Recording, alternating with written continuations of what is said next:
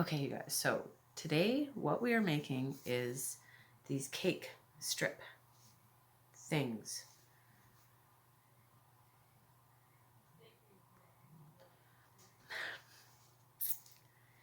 So they are bands that you put around the outside of your cake pan. And you use them to, it keeps your cake cool so that it keeps it nice and flat and level when you bake it. And the sides nice and soft. Okay, so if you want to watch me make these, stay tuned to this video. I always wanted to try and make something like this myself. And I originally was going to use fabric, but then I got this idea. I have like a ton of these. They come from Costco. These will work really well, and they're thicker, so they'll hold on to the water, which is what you want. You want something that'll hold on to some moisture and some cool, and you wrap it around the outside, and it stops. It slows down the cooking process. So, yeah, I thought, hey, let's give this a shot, because this is really going to be simple if I can make it work. So, I have already measured this. My particular pan is about 1.5 inches. So that's what I want my final product. And I have already measured this around, and it's 28 inches around this way. So I want it to be a bit bigger, so I'm going to do 35. Now, this particular cloth is not 35 inches long. And I don't want the edges, or maybe I do. Do here? Maybe I will use the edges. So, well, this is 28 inches long, but I need it to be 35. So I'm going to have to join it together. And what size are these little guys here? Okay, so I'm going to cut out some strips along these lines to make my life easy, and yeah. Oh, my nose is drippy.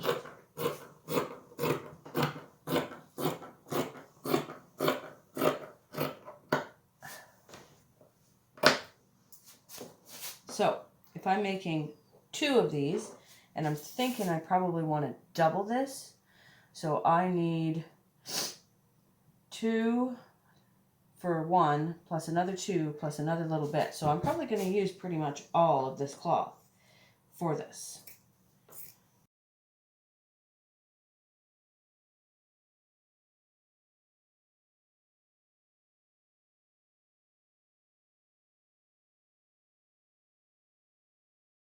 If we need more of that, we'll use it.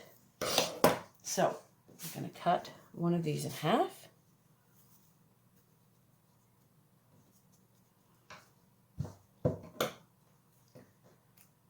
And, oh wait, haha, I need one more because I need 2, double. Okay, so I'll cut one more of these. You will find with this channel that I like to do things like this. Try and figure out how to make something myself that somebody made. The way that I figure it is, originally somebody did something along these lines in order to make this sort of thing. They didn't have a store to go to. They did it like this. So I always feel like that means that, well, why can't I do it like this? So, as I said, I kind of flying by the seat of my pants here. I don't really know what I'm doing, but I've got a basic idea for what these strips should look like. Okay, so then we've got these bits here, and I'm going to sew all of this together,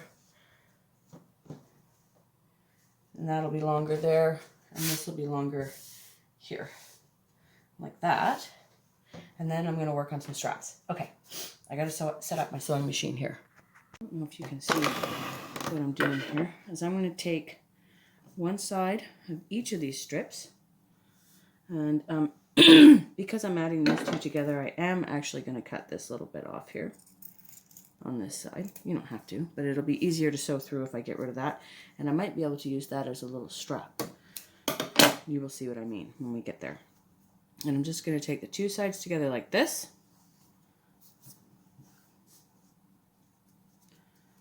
I mean, if you have basic sewing skills, you don't need me to step-by-step instruction you on how to do this part. As I said, I don't know if you can see this super well, but I'm doing my best. So I'm going to sew this at, I need to get my presser foot here. I'm just going to sew it at like 3/8.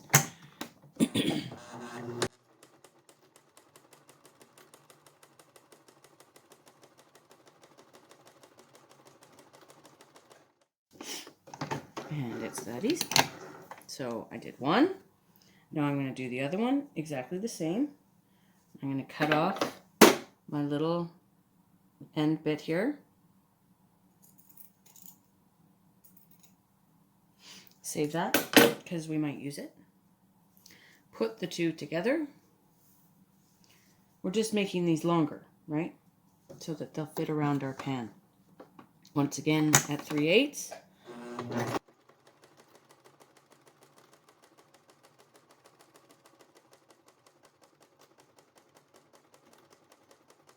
I think my sewing machine is shaking the camera, so sorry. And I'm just I'm trimming my threads here. I'm just taking and cutting those threads off, if you're wondering what I'm doing, just to clean up my work. Pretty basic sewing skills if you have sewing skills. If you don't and you are planning on homesteading, you better brush up on your sewing skills. I learned how to sew in school by choice, sort of. Maybe someday I'll tell you the story. Okay, so that was 2, and then we've got 2 more to do. So I'll just kind of fast forward through and get this done.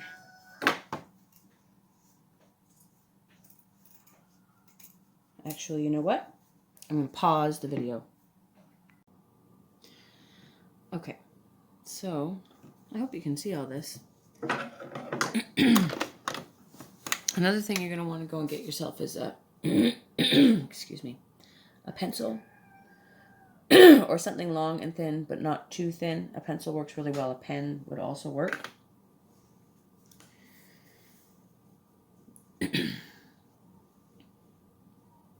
And possibly a pin. You might need a pin. I needed a pin.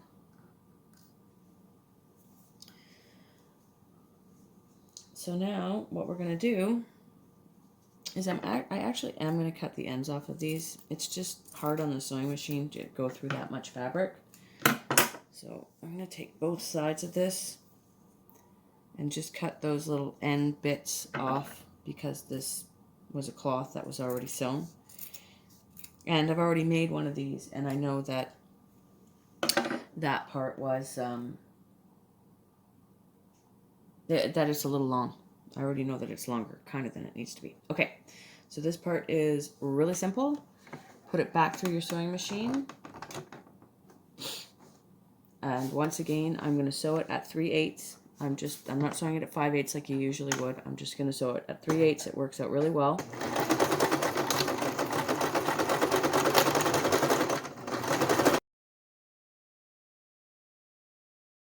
Make sure it's all lined up.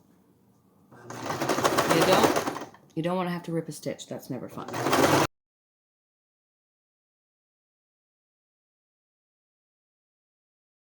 And I realize now that I get to this part here that this part should have been on the inside. My bad. It actually doesn't matter at all. One of them is on the inside. That's this one here. So you want to lay that flat like that. And lay this flat, which should be on the inside if you're doing this. And if you do it the way that I did it, it won't matter.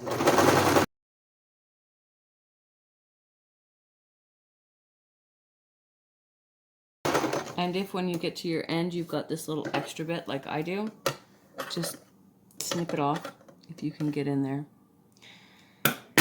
Just snip it off. Yeah. I'm just going to snip that extra little bit off.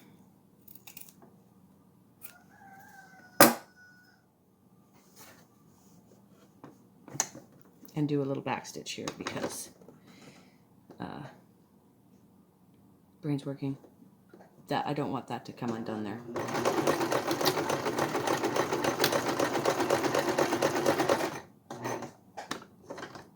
Okay, then we're just going to turn. I would recommend doing a little back stitch here along each of these as well. I'm going to show you, we're going to cut off the sides of this, so just reinforce that area. Turn it all the way around again. Same thing.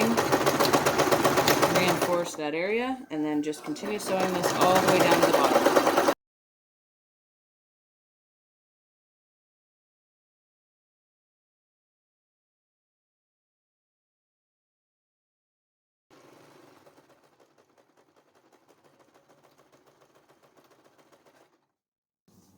And then you're going to leave your end open,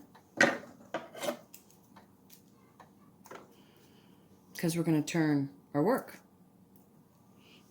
Now, I was thinking that you could probably do this without turning it and just leave it flat like this, but this is too big. But when you turn it around, it fits perfectly. For me, it fits perfectly on my pan. So the next thing that we're going to do, maybe try and reposition you here so you can see what I'm doing. Okay, is I'm going to take the edges here and I'm going to cut them. I don't want to cut my my thread, but I'm just going to cut them. My light is a little bit on the bright side here. Let's dim that down a bit. Okay, if you can see that. And I'm just going to cut it on an angle. Once again, I'm not actually cutting into my thread here. Okay.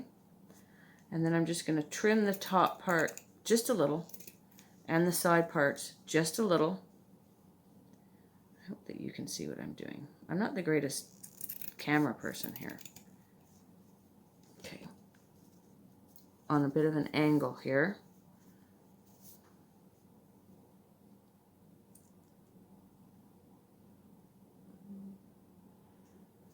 I don't know. You really cannot see what I'm doing very well, I don't think. Maybe you get the idea. Just on an angle, but not, and I'm not cutting it all the way down. I'm just trying to make it, see, you can see that? So that when I turn it, it's not super bulky on the end here, because it'll be a little difficult to turn. Okay, so this is where your pencil or pen or whatever you grabbed comes in handy. So pull it apart like this and stick your pen or pencil in this way.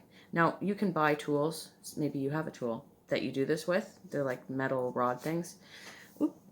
As I said, I used to work at Fabricland, and you know, years ago I had one.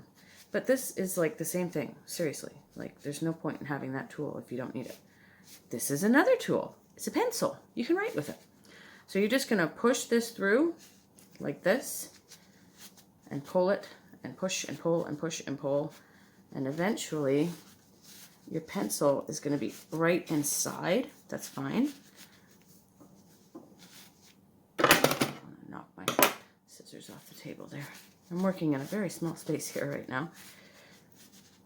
I also am really cautious not to let it bunch up too much on the end bit here, because then it puts a lot of pressure on your thread and your thread can snap when you're trying to turn it around. So do be careful of that, not to let it bunch up too much. And you don't have to keep pulling it this way right now. You can wait till you get it out the end.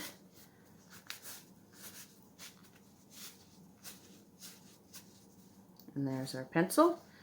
And then, like I said, if it feels like it's resisting a bit like that, just loosen it back off. It's a little bit of a struggle, but you'll get it there. And then go back over again and pull it through. And this is, I'm actually probably at the part where I have my little join there, which is maybe going to be a little finicky for me to get over.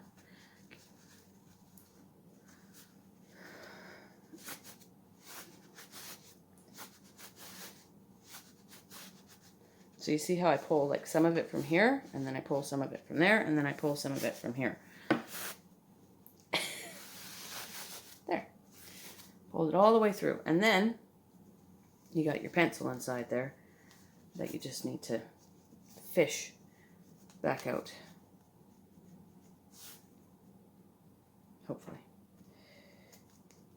that's our spot where our join is. So when you have a join, it's always going to be a little bit of a pain in the tushy. Okay. Free the pencil. Bye, pencil. Ooh, we don't want that pin ending up in us. You're going to need a pin. Probably. Okay. So, we have this here like this. And now we're going to go, and I'm going to go to my iron, and I'm going to iron this out nice and flat. So you're going to want to take and smooth this out.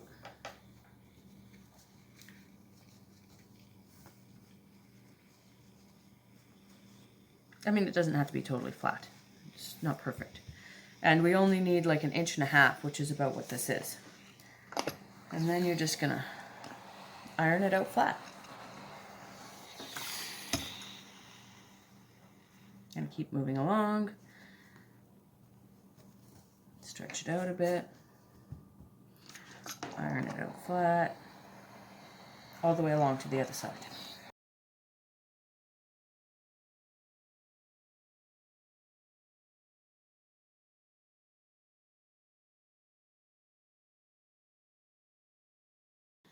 And now we have a small couple of steps left to do. Very little. Number one, you want to take your end here and just kind of tuck it in, tuck it down. We're going to close that up. Pretty simple. Tuck it in there. Now be careful because this is rather thick. You don't want to break your needle, which can happen because I broke my needle the first time around. No, my needles aren't 20 years old. So you want to go at this kind of carefully. Make sure my pressure foot is down.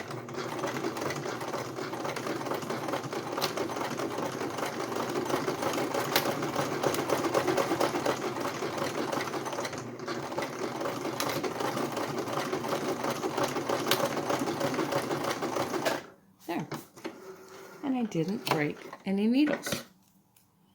And I wondered when I broke my needle, what did the pioneers do back in the pioneer days? My gosh, when they broke a needle. They didn't just, well, maybe they did have a pack of them, but what if it was their last one? Would have been such a sad thing.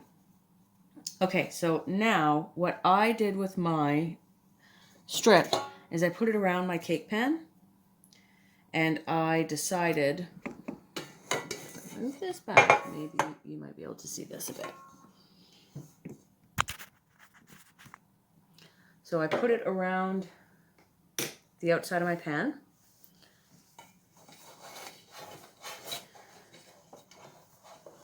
To where it would be tight.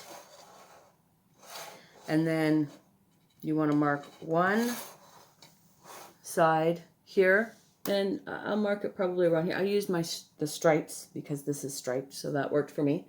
So I'll pick one stripe, that one there that my finger's on, and then the other one where the other one is together, so that stripe. And you want one is going to be on the outside and one is going to be on the inside. So make sure this one's going to be my over top one over here, and this one's going to be my inside one. So this one I'm going to mark with a pin so that I remember where I'm going to put my other strap. And then this one, let me check that again just to be sure that I'm on the right one.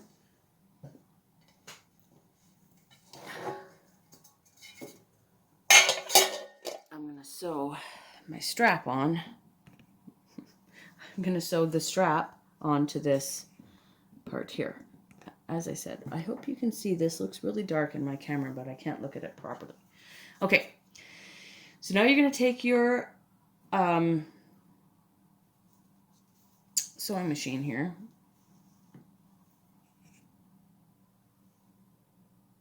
And well, I hope you can see this. You should be able to see this, okay? And I'm going to put it on my zigzag stitch. Well, that's this one actually. Okay, zigzag stitch. All my tensions and everything are all still the same.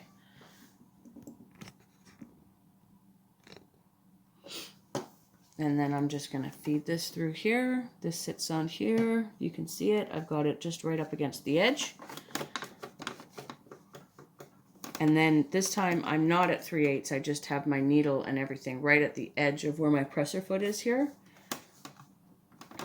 Make sure your presser foot is down.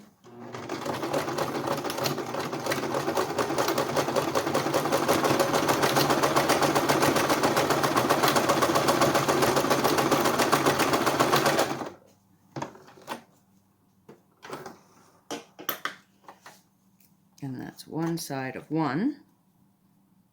Trim up my threads here.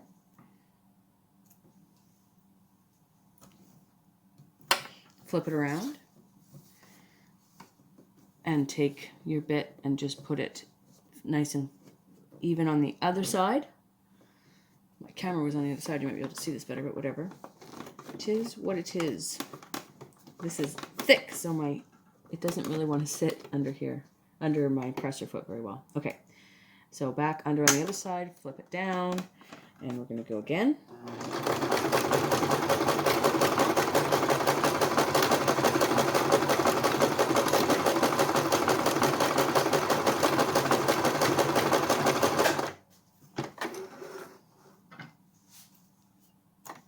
Clip that off. Clean up our threads. I'll show you this up close, if I can, if you can see it. There, we've got a little loop. That, to me, was the easiest way to get this on here without having to mess around too much with it, and it actually works out really well because I've already done this once on my other one. So now you need to find your spot where you put your pin, and remember that the side, you want it to be on the opposite side from the one you just made, right? And that's where we put our pin. And these are just the cuttings off of the end when we cut the ends of the fabric, and they work perfect. Okay, we're going to do that all over again.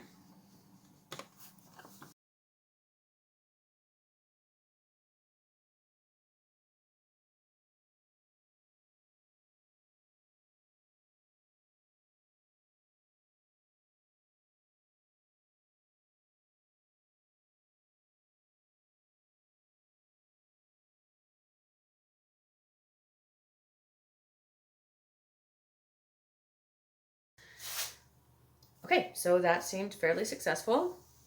Now you have your cake strip or your cake pan strip. I can't remember exactly what they're called. It'll be in the description.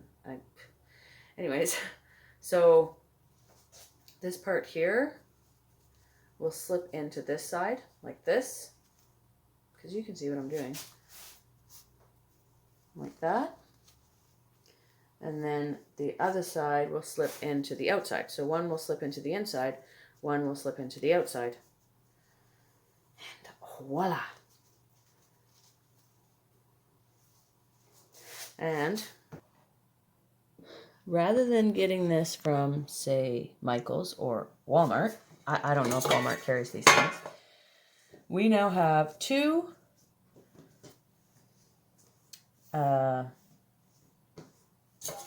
like I said, I can't remember what these things are called. Cake pan strips or something like that. They go around the outside edge. Because we've done it like this, when you get it wet, it's different, and I will show you that. There, they fit on, but you really want to make sure that it's nice and snug.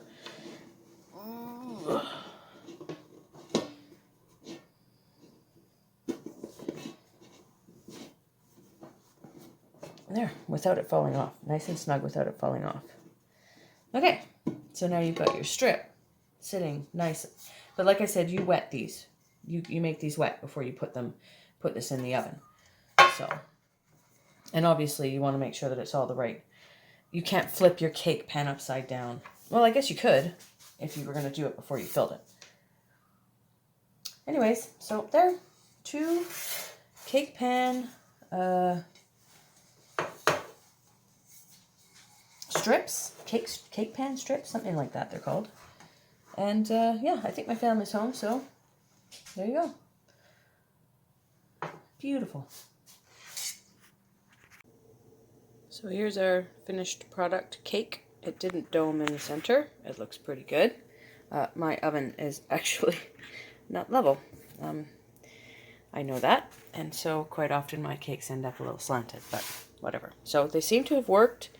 I'll see when I take the cake out. I'll show you that next. Okay, and you can see that my cakes are nice and soft all the way around the edge. So the cake